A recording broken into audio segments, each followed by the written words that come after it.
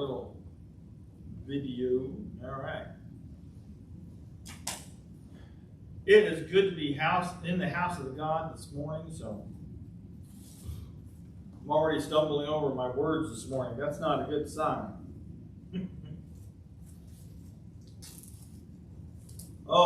Tomorrow night we resume or finish off our Monday night Bible study of the book of Judges.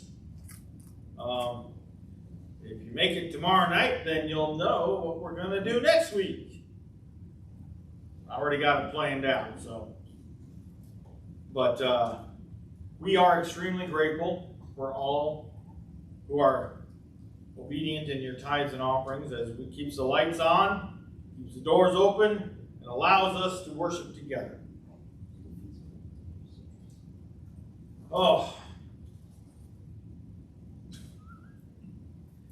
And it's a good morning. A little bit rainy this weekend, but the sun's still up there. Otherwise, we'd be walking around bumping into things.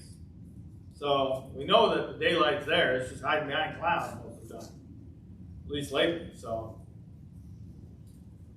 today we're continuing our series. This is the third week. The series is called Hope is Here.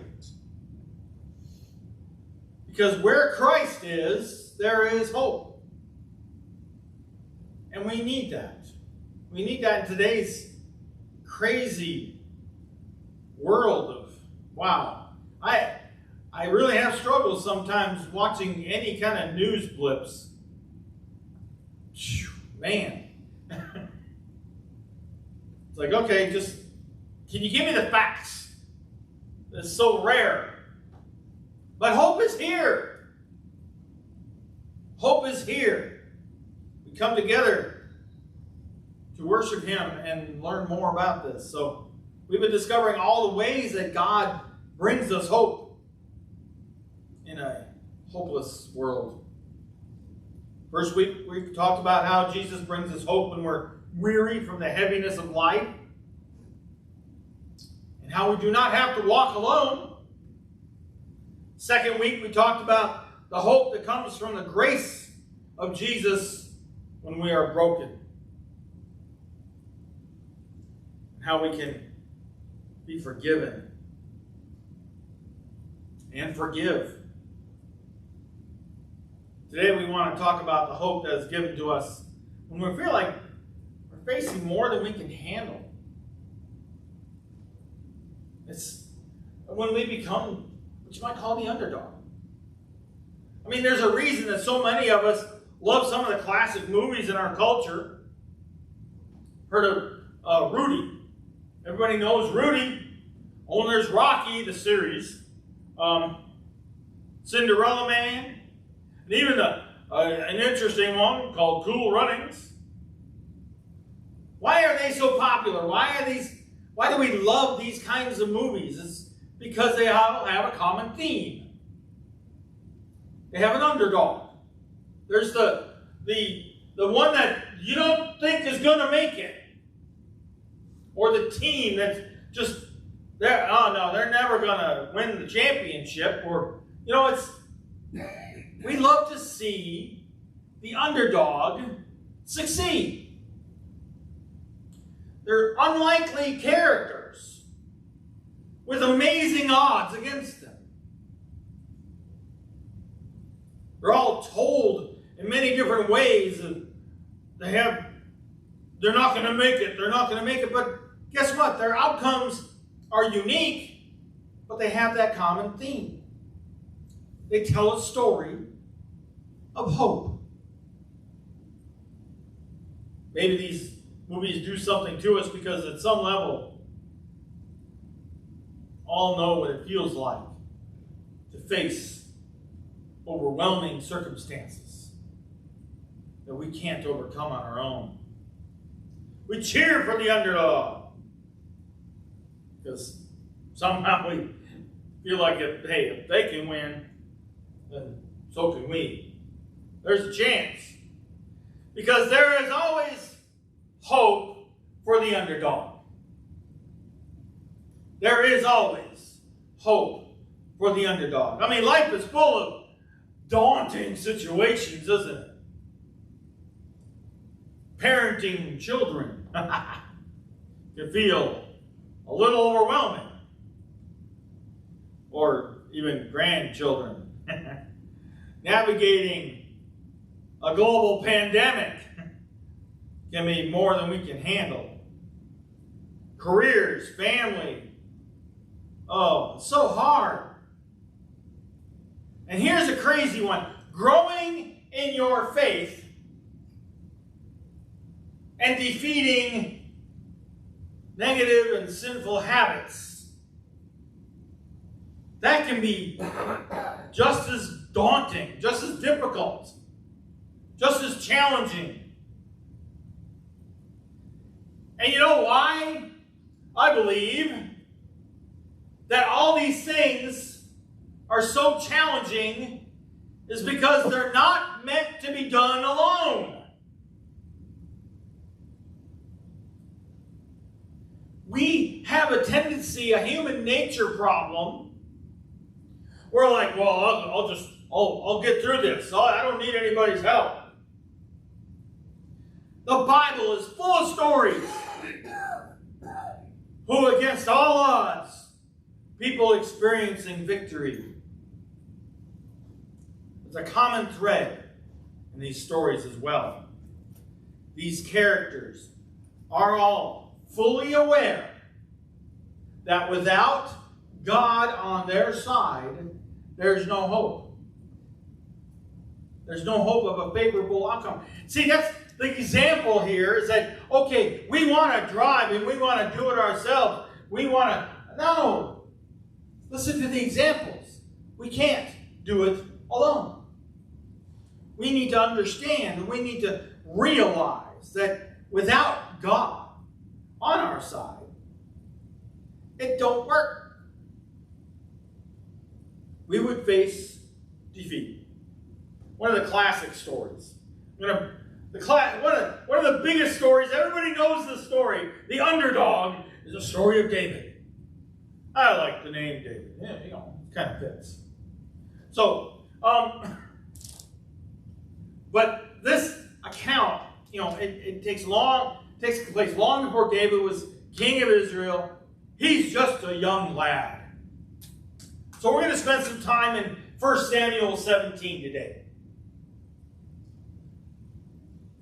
1 Samuel 17, the first couple of verses I'm going to hit on are 20 and 21. So David got up early in the morning and left the flock with a keeper, and took the supplies and went as Jesse had commanded him. He came to the entrenchment encircling the camp while the army was going out in battle formation, shouting the war cry. Israel and the Philistines drew up in battle formation, army against army. See, just hours before David arrives at the front lines of a massive conflict between the Israelites and the Philistines, he's in the field, taking care of sheep. And so now he's on a mission to deliver supplies. See, it's clear that at the beginning of the story, David had found himself in a position that above his pay grade. It's like, wait a minute, I'm just a shepherd, but hey, I can deliver supplies. When he comes across this incredible battle where he's supposed to be at, what a change of scenery. Fields to fight. Man. See a few points here I want to bring up. First one is that we're rarely prepared for a fight. We are rarely prepared. We can sit there and train all day long, and I know some people that are serious trainers.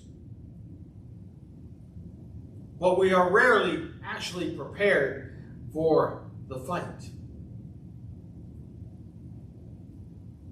We are hardly ever prepared to handle what life throws at us.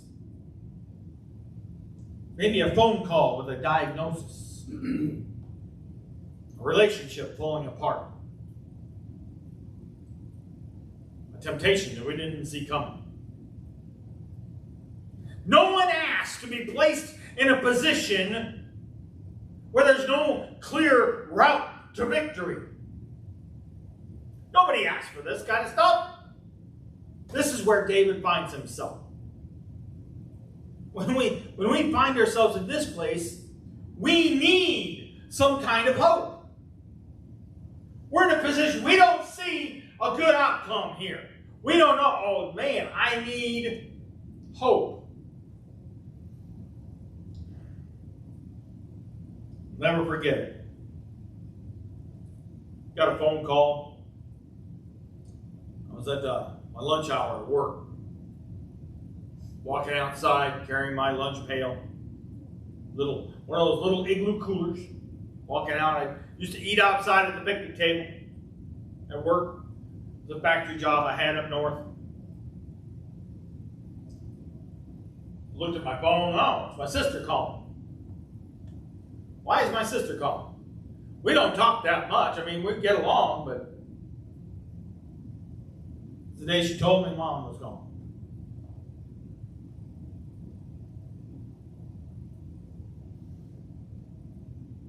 I dropped my cooler. I stood there, staring. I didn't know what to do. Something our family wasn't prepared for. Sure, you think about these things. You think, in the back of your mind, you think about, well, what are we going to do if she doesn't make it, or if she's, but don't.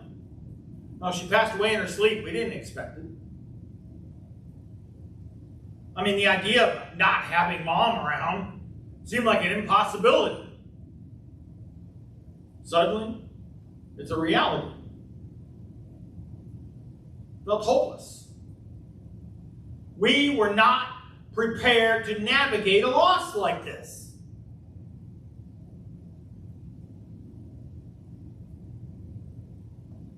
It's at this point when we have to decide how we will respond. Do we give up? Accept defeat? Do we just curl up in a ball and cry? Or do we trust God to give us the strength to carry on? Each one of Mom's children, we all dealt with it differently, of course.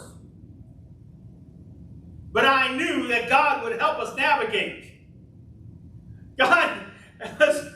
Because of God, all of us have become closer. Our family is closer than ever before. Let's look back to David again. David, he arrives at the front lines to check on his brothers, give them supplies. They're fighting. They're fighting in the Israelite army. It's at this point that he gets the first real look at the enemy. Who are my brothers facing? Go back to 1 Samuel 17. We're going to jump up to verse 23 to 26.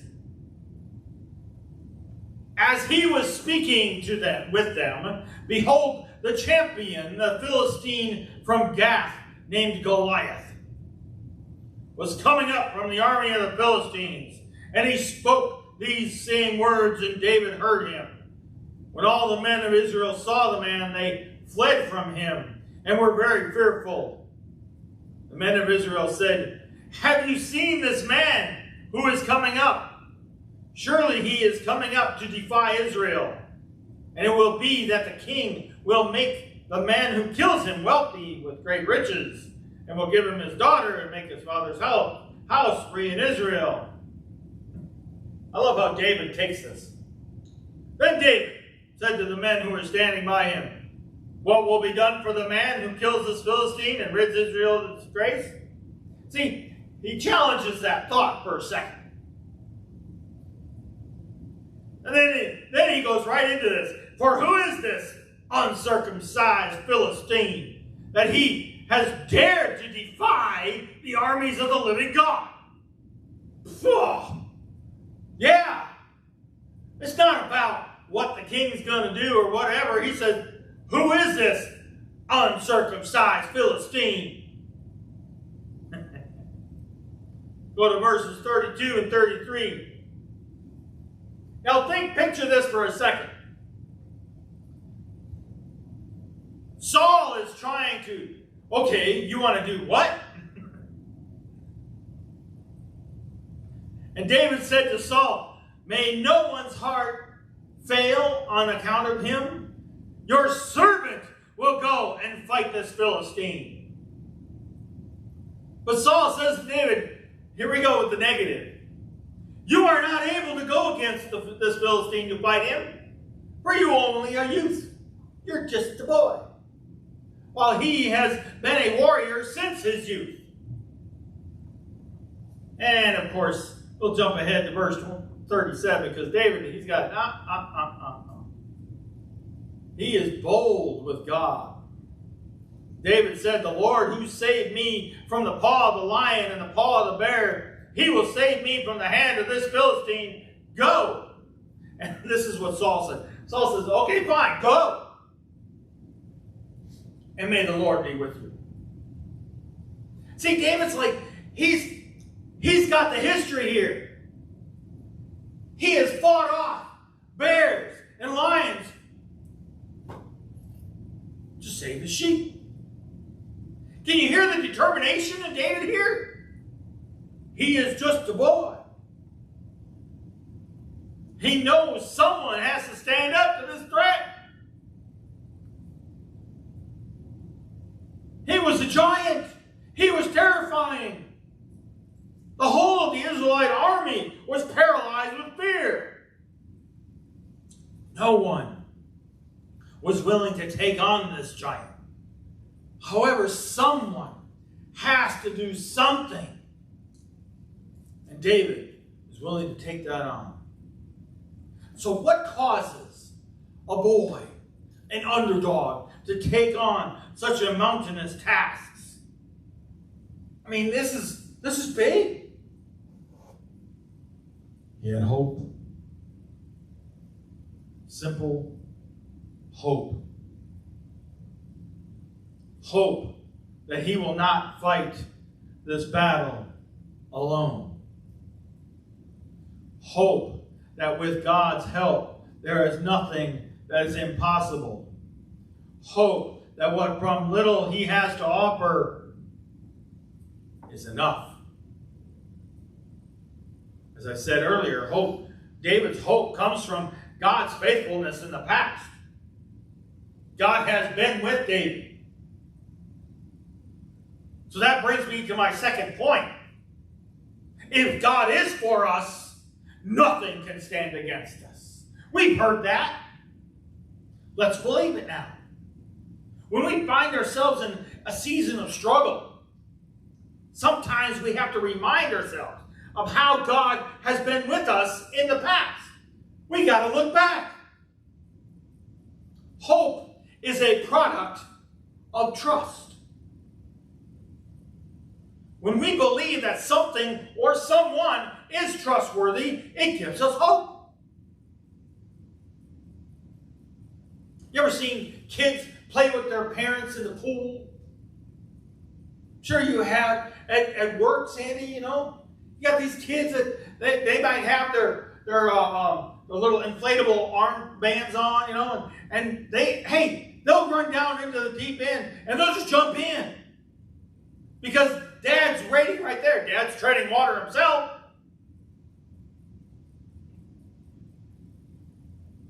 I mean, I've watched this little boy just jump in. No fear. There's no concern. There's only trust. They trust.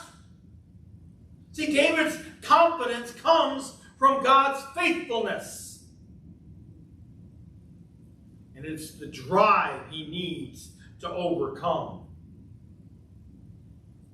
Jumping up to verse 40 in 1 Samuel 17. Then he took his staff in his hand and chose for himself 5 smooth stones from the brook and put them in the shepherd's bag which he had. That is, in his shepherd's pouch, and his sling is in his hand, and he approached the Philistine. He used what he had. He used what he knew. God, with God on his side, he wasn't asking him to learn something incredibly difficult to do. I mean, Saul tried to put on this armor on him, said, no, it don't fit. This is not who I am. God used him for who he was. Saul, king of Israel at the time. I mean, he's like, come on, you can be a soldier with one of us. It doesn't fit. I mean, David was a boy, so you think that his chances are already not good. Now he's going to go fight Goliath with a slingshot and 5 stones?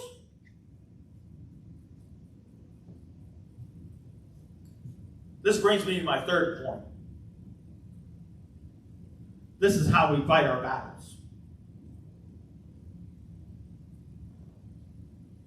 Maybe you don't feel equipped. You're standing, you got the Israelite army standing right here, and they're all armored up, and swords and spears, and you're just a young boy with a slingshot. David had hope, though. If we don't feel equipped, guess what? We're in good company. Maybe you feel the trial is just too much for you. It's a good place to start. It's only when we realize that our battles are not waged in conventional ways, rather in the Spirit. We will begin to experience God fighting for us. For David, this is a spiritual battle, and it takes God's involvement for the victory. Paul reminds us, Ephesians 6:12, for our struggle is not against flesh and blood, but against the rulers, against the powers, against the world forces of this darkness, against the spiritual forces of wickedness in the heavenly places. We cannot view the battle with earthly eyes. Paul reminds us that if our battles are not really about the physical world around us, then guess what? We can't overcome them with physical means. It takes a spiritual approach. We fight our daunting battles by submitting to the will of God. We fight our most difficult circumstances by bringing them to God in prayer. We fight the devil and the evil that comes with him by inviting God to intervene on our behalf. See, David calls upon God as he engages Goliath on the battlefield with a single stone, a precise throw, and the power of God. Bam! His shot flies straight and true. Goliath falls to the ground dead. Verse 52 of 1 Samuel 17. Then what happens here?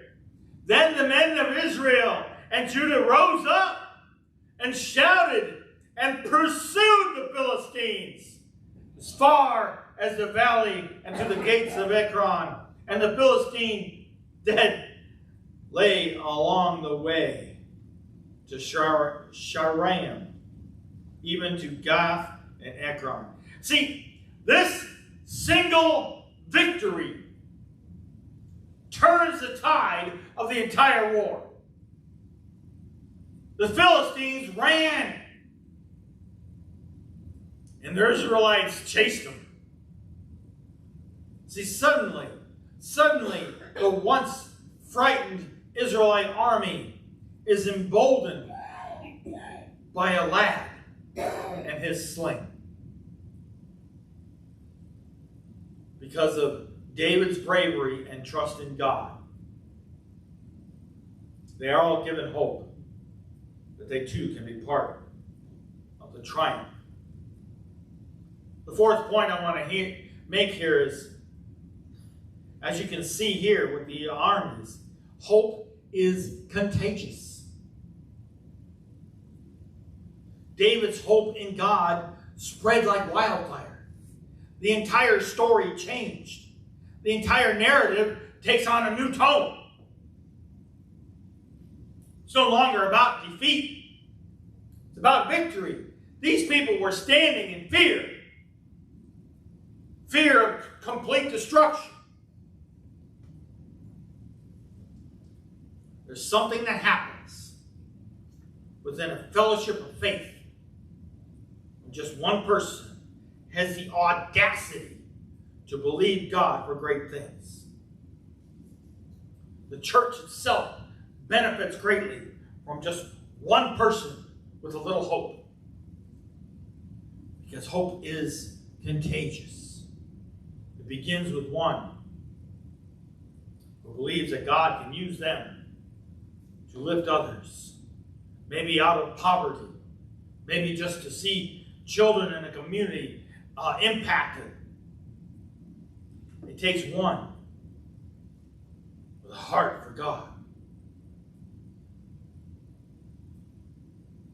It takes one who believes that prayer changes things. It could be the spark that ignites a whole community in hope. See, even though we cannot see how God might use us, faith is still believing that it's possible. When a whole church begins to function with faith, that is when the world changes.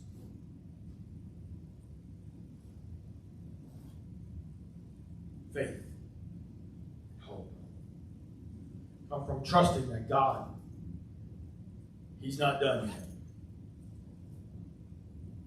Let's close. Heavenly Father,